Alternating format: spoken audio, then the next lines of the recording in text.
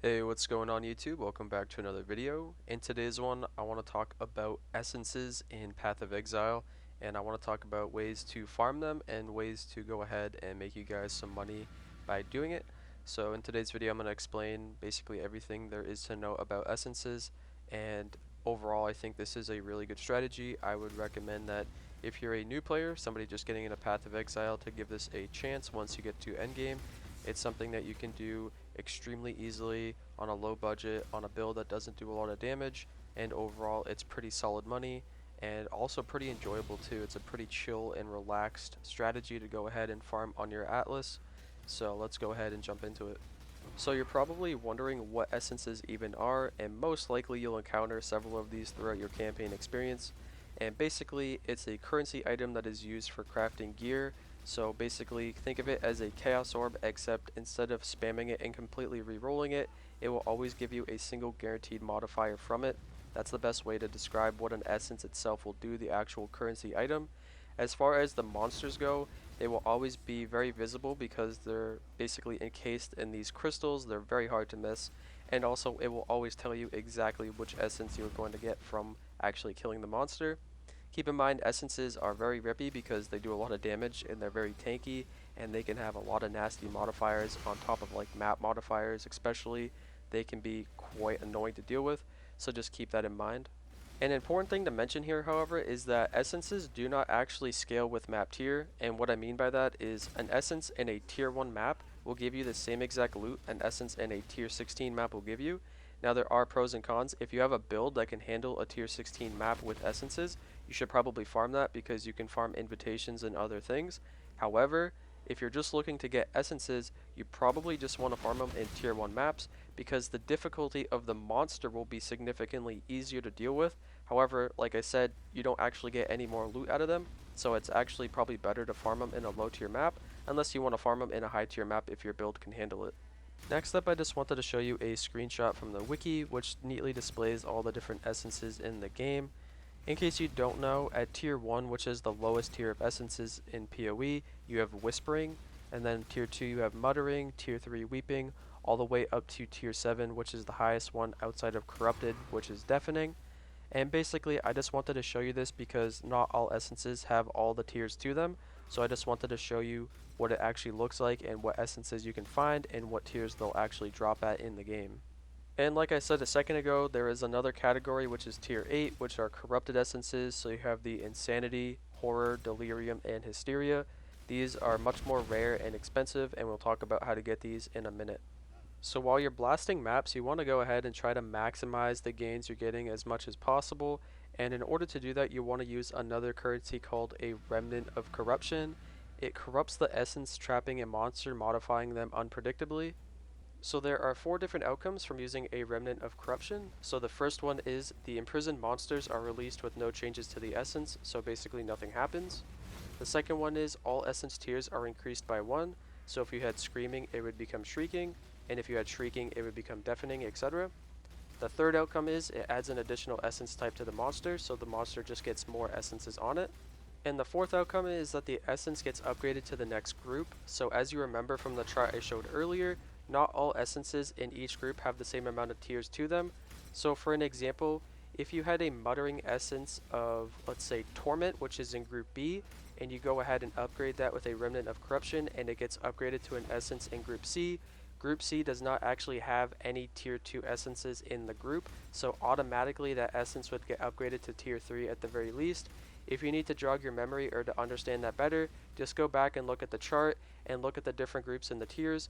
Basically, the Remnant of Corruption can push the essence into a group higher, and because the higher groups have less tiers, it automatically can upgrade the tier of the essence in the new group. So now let's talk about how you get corrupted essences. As you remember from the chart I showed earlier, the corrupted essences are in group F, which means you can only get them from the essences in group E. The essences in group B are all purple, so if you ever see a purple essence on a monster, always corrupt it, because that's the only way you can actually get one of the corrupted ones. All of the essences in group E are Scorn, Envy, Misery, or Dread, so if you can remember the names of them, that's good. If you want to try to remember the acronym MEDS for short, that's what a lot of people like to use to try to remember the names. But yeah, basically, if you can remember the names, that's the best. However, if you see purple on an essence, always corrupt it because that is the only way you can get the corrupted essences, which are worth a lot more and a lot harder to get. Also, you can come across essences that are already corrupted, which means you can't corrupt them yourself, which means you cannot get a tier 7 or 8 essence out of them, which means you can't get deafening or one of the corrupted ones, which is unfortunate, which means you just have to take it for what it is. Another thing I wanted to throw in here is that as you farm essences, just like any other strategy in Path of Exile, you want to try to become more efficient over time while you're doing this. Now don't mind this video, I'm just messing around on my Shockwave Totem guy, which is kind of slow, but ideally you want to become efficient at doing this strategy. You want to be able to do more maps per hour. You want to basically get in, get the essences, and get out and get your profit. So overall, over time, you want to go ahead and improve your build to become stronger and faster.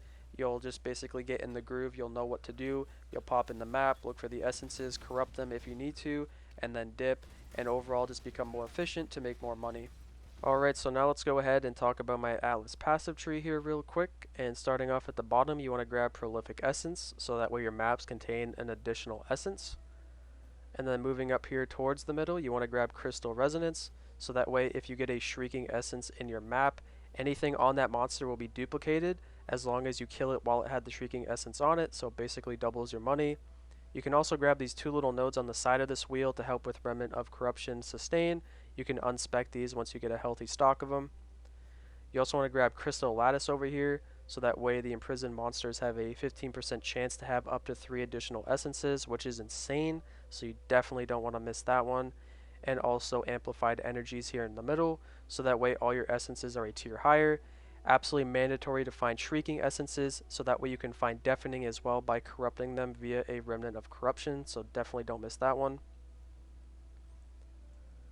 I'm also grabbing all these nodes here in the middle to block all other league mechanics because I just don't want to do them and I don't want them to be on my map. And I'm also grabbing Stream of Consciousness, so that way I have a chance to get an additional essence because I'm not using fragments or scarabs or anything. We also have 7th Gate. Putting essences on the map device is not natural this league, so you have to get it via 7th Gate. So you have to grab all these gateways. There's 2 on the bottom, 2 like kind of towards the middle, and then 2 like on the top half right there. You have to grab all 6 of these, and then obviously 7th Gate in the middle, and then essences will be on your map device, so definitely don't forget that. Absolutely not worth doing if you don't have the points to go ahead and spec that, by the way. I'm also grabbing the top hat on the tree because I'm Alk and going here, just simply to add quantity to the map, so that way I can help map sustain. That's literally it. I don't care about anything else. Every once in a while I'll find a divine, but nothing really big. Also, I'm grabbing all of the connected map and map duplication nodes, sorry, I don't believe I'm grabbing all of them, but I'm grabbing quite a few of them. So I have a 16% chance for my maps to drop duplicated, and a 56% chance for monsters to drop additional connected maps. I'm currently doing Glacier hooked up to Dunes, so I ping back and forth between the two. I have absolutely no problems with map sustain. I do not ever have to trade for maps. This is really comfy, and I can just Alk and go. I can sustain my own remnants. I can sustain my own maps. I don't have to bother anybody until it's time to trade. Alright, now let's talk about the map device and the Atlas really quick. So like I said, I like to run Glacier. You can run whatever map you want, but Glacier is a natural tier 1 map, which is really good. You can run it white, and I would recommend running it white if your build isn't that great, but my build can handle it, so I like to outcome, and I like to get a little bit of extra map sustain, so that's why I do it. Also, because of 7th Gate, you can craft Essence on the map device for 2 Chaos, which is really good. In my opinion, if you cannot get 7th Gate yet because you don't have enough points, I would hold off on actually doing essences as I don't really think they're worth it. I also like to grab a bunch of Remnant on hand.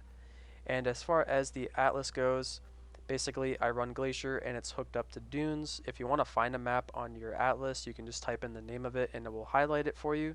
So as you can see, Glacier is a tier 1 map and it's hooked up to Dunes, which is tier 2. And over here, I don't even have all of my favorited maps yet. But as you can see, the majority are favored Glacier with 1 favored to Dunes. And like I said, I have absolutely no problem sustaining my maps. I don't put any void stones in, and we're good to go. And lastly, you can go ahead and upgrade essences by 3 to 1ing them via an essence tab or selling them to a vendor in the game. This is really nice because this allows you to acquire higher tier essences with the stock you already have. so that way you don't have to go farm for more or buy them off the market. And also, this is a way to actually make more money. Just keep in mind, depending on what essence it is and what point in the league we're at, it might be financially smart to hold on to a bigger stock of lower tier essences versus a lower stock of higher tier essences, if that makes sense. In order to actually make in-game divines and chaos, it might be smarter to go ahead and double check the market value unless you plan on sitting on them for a while. But anyways, I just wanted to make you aware of the 3-to-1.